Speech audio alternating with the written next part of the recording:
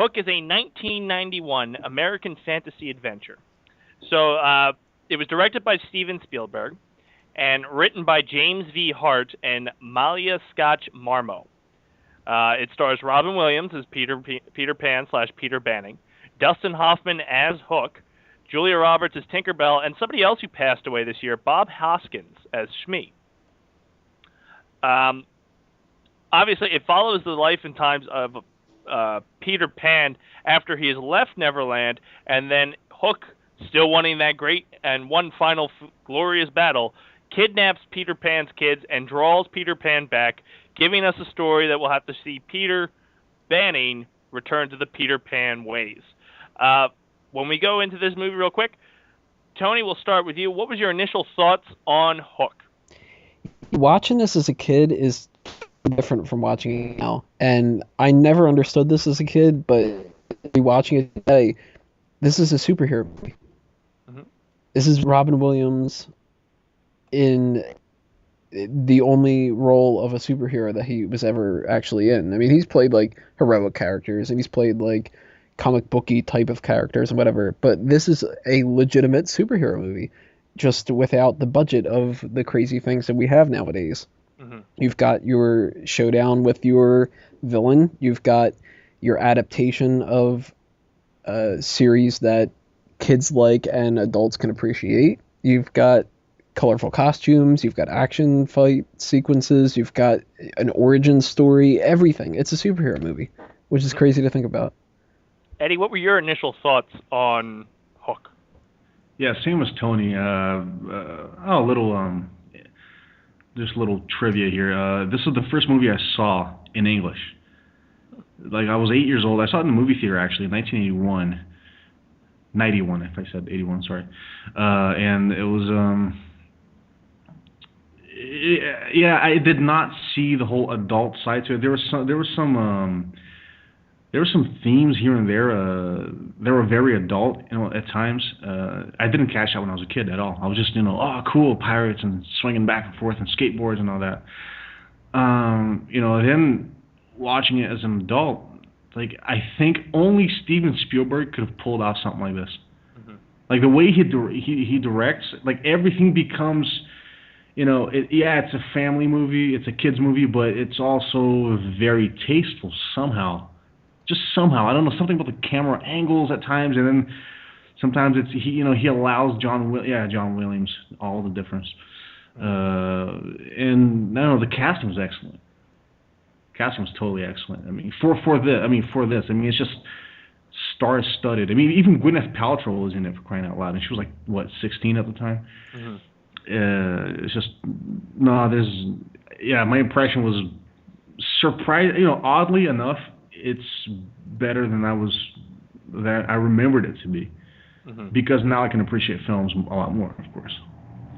The reception overall for this movie has been positively well, and it should be noted that Spielberg, Williams, and Hoffman didn't take salaries for the film when they did this, according to Wikipedia.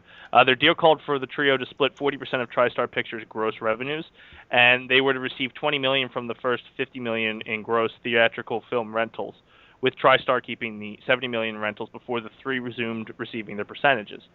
But like you said, this was one of the first movies in my childhood as well, being released December 11th, 1991. This was really, I wasn't in school yet. I'm home, and this is the story of Peter Pan re-envisioned by Steven Spielberg and James V. Hart and Malia Marmo. For the spin on Peter Pan, we'll start with you, Tony. What were your thoughts? Like, it's definitely not conventional with the usual Peter Pan we're used to from Disney. It's definitely not. In some good ways and some bad ways. One thing that I do like a lot better about this, in comparison to a lot of other versions of Peter Pan, is that it's sort of, I don't want to really say that it takes itself more seriously, but it does in a lot of different ways. Like, Hook is obviously a horrible villain, and in every incarnation he's the villain. He's never heroic at all, from what I know at the very least. Maybe there's some kind of reimagining like Maleficent or something like that. But in this one, he flat out fucking kills Rufio. He just kills him. And it's like, any other incarnation, not only would Rufio not exist, which is kind of a shame, but he would be trying to do something weird, try to make something fall on top of whoever that he's fighting, and they'd jump out of the way or something like that. This one, he plays around a little bit, and then it's just like, bang, there's a sword in your stomach, you're dead, kid.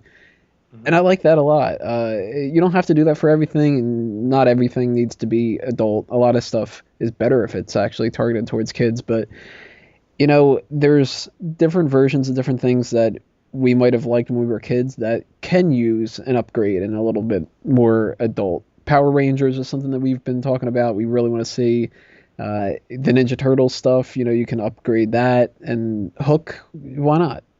Mm-hmm. Eddie, what are your thoughts on this retelling of a story that's been told several times of Peter Pan?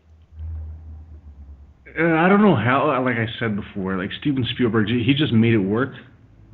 Again, I can't exactly see how. Maybe it was the casting with John Williams and the proper shading and lighting. But for real, like, there were times where I thought, this is extremely silly. Like, this really is like kids movie. It's like I believe after it reached a point where, first of all, the set was really cheap. Mm-hmm. Yeah. I remember looking at the set going like, oh my god, it's like everything's made of styrofoam, like, or fiberglass. It's like, oh man, it's like, it's really bad. They had better approaches towards building sets. It's just, I guess, they really cheaped out on that aspect. Mm-hmm. But here, let me just point out one thing that I thought was really lame, really retro. The part when the Lost Boys, is that what they call them? Lost Boys? Mm-hmm. Yeah, Lost Boys are introduced. And, I mean, like, you see, it's so retro. I mean, you guys might not remember this, but in the early 90s, it was all about, like, playing basketball and being a bad kid with your skateboard and Bart Simpson attitude and eating my shorts, man. I mean, like, you see these kids, like, yeah, well, like, they're being all hip and stuff so they can connect, with the kids back then, and they might as well have spray painted cowabunga on the walls, on the trees and stuff, because it was really retro, and just it just became super lame, like skateboarders dunking a basket, like it just became super lame. It would have been better if they kept the original. I don't know. I don't even know if Rufio actually exists in the original book. Mm-hmm. Does he? Not in the one that I read, but like there's many different incarnations, so I wouldn't doubt. I mean, the Lost Boys, I mean, they just seemed like kind of ridiculous at times. Mm-hmm. Like they're way too modern. I'm sure, like, they got modern with time. As time passed. I mean, he met Wendy when, like, in the 1940s or 50s or something, and then as time went by, time passed as well. So, I mean, whatever, Tinkerbell or something would bring some items back and forth. But, I mean, to the point where they, like, have a skateboarding culture and mini ramps, like, that's when the movie kind of, like, that's where I stopped paying attention for real. That's when I just said, you know what. But I like the aspect of a really evil Hook. Like killing Rufio was actually quite a surprise. Mm-hmm. Otherwise, I don't know. I don't have any particular insights regarding the movie, other than Steven Spielberg did the absolute best he could have, and yeah, I think it showed. If we look at this film when it comes to the timeline of Robin Williams, some of his top films that he's credited from, Dead Poet Society was 1989. So we travel forward. He goes into Cadillac Man, which was a straight-up comedy and was not too much. Wasn't great. It was not a box office hit. It hands down was not. From there, he goes into Awakenings with Robert De Niro, which is a huge drama. It does very well, and then goes into The Fisher King, which is a comedy/drama type movie, and in essence, it did very well as well, but he stuck to the drama range. Now, in 91, he released The Fisher King and Hook really was the beginning of what would be a bunch of kids movies coming out going forward. He would go into Hook, and then right after that, he would come out with Toys, Aladdin, Fern Gully, and another movie on our list, Mrs. Doubtfire. So, kicking off into another genre again, because if you look at Robin Williams in this film, he really plays two different ranges of emotions. He plays that serious role as the father that is clearly overworked and doing everything he can for his family, and then it also hurts his family, to that goofy Peter Pan that Hook was trying to drag out of him. Tony, do you think for Robin, when it comes to casting, this was a perfect role for him? No. Mm-hmm. Actually, I think that there might have been other people that could have pulled off the role even better. Mm-hmm. Which will be a little bit weird, because then we wouldn't get Tootsie versus Mrs. Doubtfire. But I think out of all the actors in this whole thing, I really actually like Julia Roberts in it, surprisingly. Mm-hmm. I think that's one of her most endearing and kind of heartbreaking roles. But the best actor of the bunch is Hoffman. He's a complete chameleon, and Robin Williams is phoning it in a little bit in certain ways. The best parts for him are when he's being the serious one in this. When he's playing the more childlike Peter Pan, it serves the well okay. You know, it's not something to complain about that hurts the movie or anything. But, you know, I kind of think maybe there could have been somebody else that could have done the part maybe just a little bit better. Eddie, what are your thoughts on Robin Williams' portrayal of Peter Pan and the rest of the casting for Hook? No, I thought he was fine. You know, it played out well between a more serious, even dramatic role, and then switching to Peter Pan, you know, trying to be all goofy, which is what Robin Williams did best. But I will agree with Tony in saying that, yeah, I like his more serious side better than that, the goofy one. Otherwise, yeah, I thought Julia Roberts was awesome. For some reason, her role reminded me of a theater performance, because it's over the top. You have to project your voice towards the audience, and the way she would describe me things, whenever she spoke, it was like she was really narrating something to kids. And I thought that immediately struck a chord with me. I was like, wow, her performance is excellent. It was kind of weird when she became all serious and, Peter, I love you, and all that stuff, and I was like, what? But yeah, I'd love to have seen more of a romantic thing like that in Dead Poets Society, but that's just me. As far as Dustin Hoffman, what? No, you're good. Okay. No, as far as Dustin Hoffman, he was solid. Yeah. It's a lot more. Yeah, there was. I don't want to say it's his best performance, but definitely his most unusual one. Very, again, like Julia Roberts, it's just very theatrical. It's very like he's on stage performing. The whole thing felt more like a play sometimes. I think that was the whole point of it. One thing that we did talk about with Dead Poets Society that was kind of a low point was the soundtrack. Now, of course, Hook, having music by John Williams, he's a legend. Anything with John Williams touches is usually golden.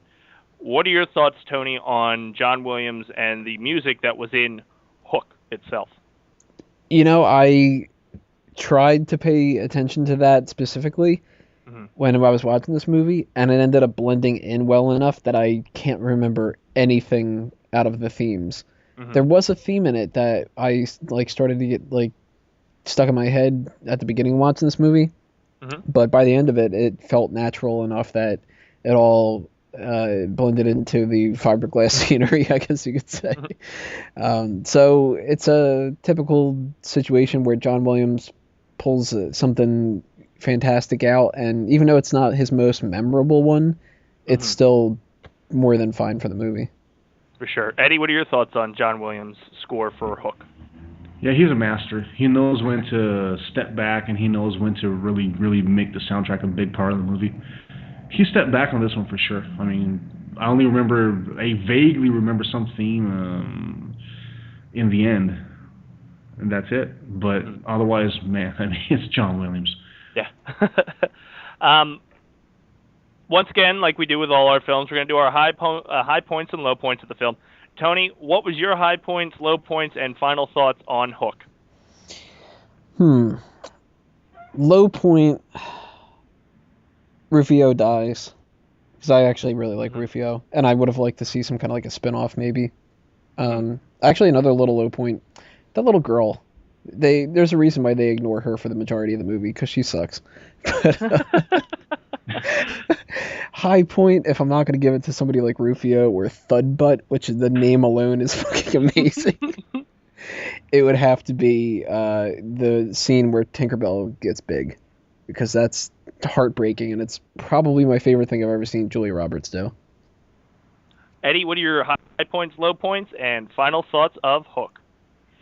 Well, the high point is definitely the part where Peter's definitely he's actually trying really hard to remember to become Peter Pan again, and there's a part where he finally picks up his teddy bear and he remembers for some particular reason that seems like a very, very magical sequence where he has the memory of Tinkerbell taking him, and he's actually flying because he has happy thoughts of his kids, and it seemed like the proper. I think that scene got the proper treatment. It was very quiet, very laid back. The music was very. It was there. It was sustaining the moment, and it was great. As far as low point, the Lost Boys were just ridiculous. I thought they were really stupid. Sometimes they were too. I mean, there was not a. I mean, I know they're kids, right? But they really didn't get a single good child actor. I mean, you could see that it was just like some rehearsed lines, and I didn't really like Rufio that much. I don't know. When I was a kid, I hated him because he was such a dick to Peter. Of course, now I thought he was honest, but then again, he had a triple mohawk. I only had one, and it was green, not red. But otherwise, I don't know. The skateboarding was so pathetic that I just lost it. I was like, no, screw this. I saw the rest of the movie. It's just I thought it was a really cheap kind of marketing scheme from back then. And also, I didn't really get the whole, like, is the crocodile still alive? Like, did it swallow Captain Hook? What the fuck happened? Like, what the fuck happened? I don't know. No, that's it. I mean, apart from that, I thought Hook was actually surprisingly better than I was expecting it to be. In my tender pre-midlife age. So, with that being said, on a scale of 1 to 10, what would you rate Hook? Well, I have to take into consideration this is deliberately a kid's movie. I'll give it a 7. Okay. And Tony, what would you give Hook on a 1 to 10? Crap. I'm gonna go a little bit lower again and give it a 6. Okay. Well, that, ladies and gentlemen, was the film Hook, starring Robin Williams, Dustin Hoffman, Julia Roberts, and Bob Hoskins, among many others. If you're listening to us here live on megapowersradio.com, we will be going into our next film, one of my favorites, Mrs. Doubtfire. And if you're listening on YouTube, our newly reestablished YouTube, woo! We will go ahead and click the link and go on to the next one, or just let the playlist keep going. And it's time for our next film.